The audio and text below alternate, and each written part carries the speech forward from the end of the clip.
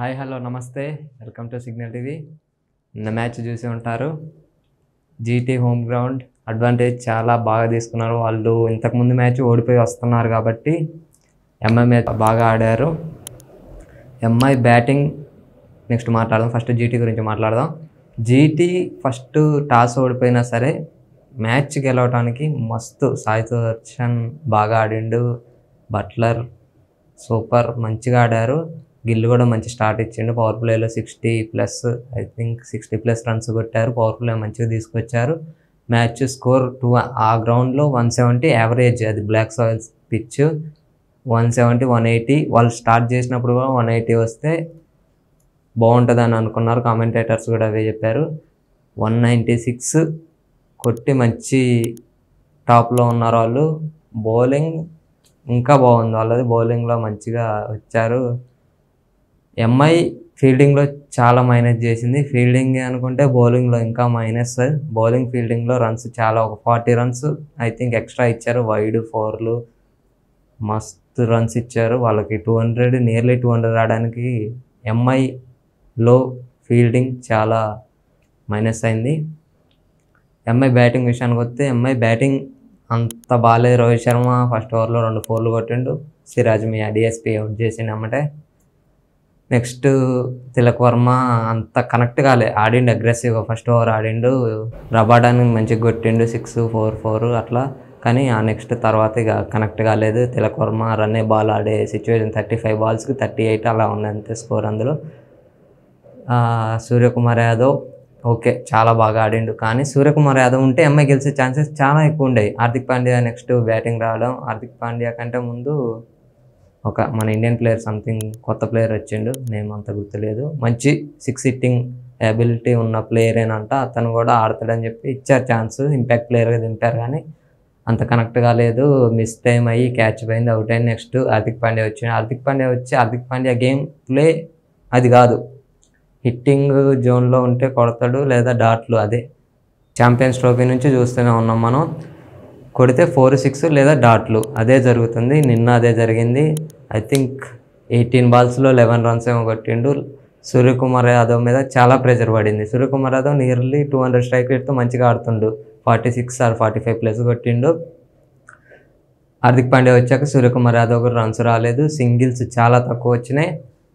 ఆ హార్దిక్ పాండ్యా చేసిన డాట్లు మొత్తం సూర్యకుమార్ యాదవ్ మీద ప్రెషర్ పడదు. ఒక ఓవర్లో 3-4 డాట్స్ అవుతున్నాయి.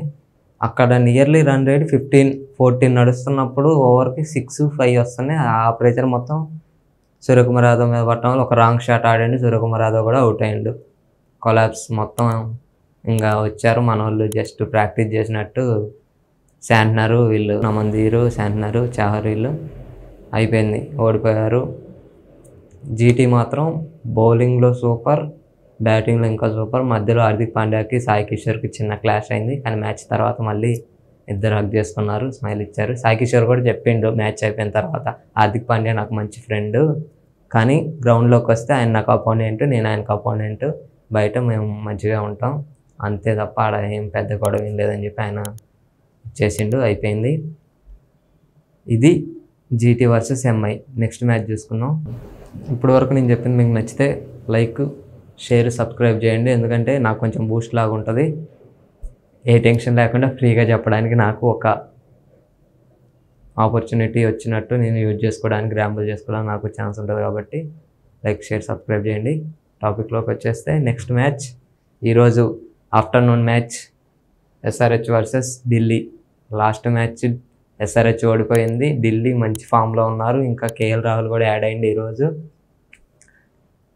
లాస్ట్ మ్యాచ్లో అశుతోష్ శర్మ చూశారు ఎంత క్లోజ్ మ్యాచ్ అంటే అంత క్లోజ్ మ్యాచ్. అన్ని వికెట్లు పడ్డాక 9 వికెట్స్ పడ్డాయి. ఒక్క వికెట్ ఆ సిచ్యువేషన్లో కూడా గెలిపించిండు. వాళ్ళు మంచి ఫామ్లో ఉన్నారు. మంచి బ్యాటింగ్, బౌలింగ్ 2 ఉన్నాయి ఢిల్లీకి. ఎస్ఆర్హెచ్కి హోమ్ గ్రౌండ్ లాంటిదే అది కూడా.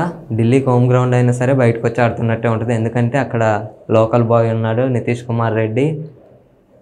మ్యాచ్కి ముందు వీడియోస్ కూడా చూసాను నేను. చెప్తున్నాడు ఈరోజు ఉగాది పండుగ సెలబ్రేషన్, అందులో నేనే సెలబ్రేట్ చేస్తా గ్రౌండ్లో. ఇన్ని రోజులు ప్రాక్టీస్ చేసా కానీ అందులో ఆడే ఛాన్స్ ఇంతవరకు రాలు. ఫస్ట్ టైం ఆడుతున్నా, ప్రూవ్ చేసుకుంటా నేను నా హోమ్ గ్రౌండ్లో అని చెప్పి నితీష్ కుమార్ రెడ్డి చెప్పాడు.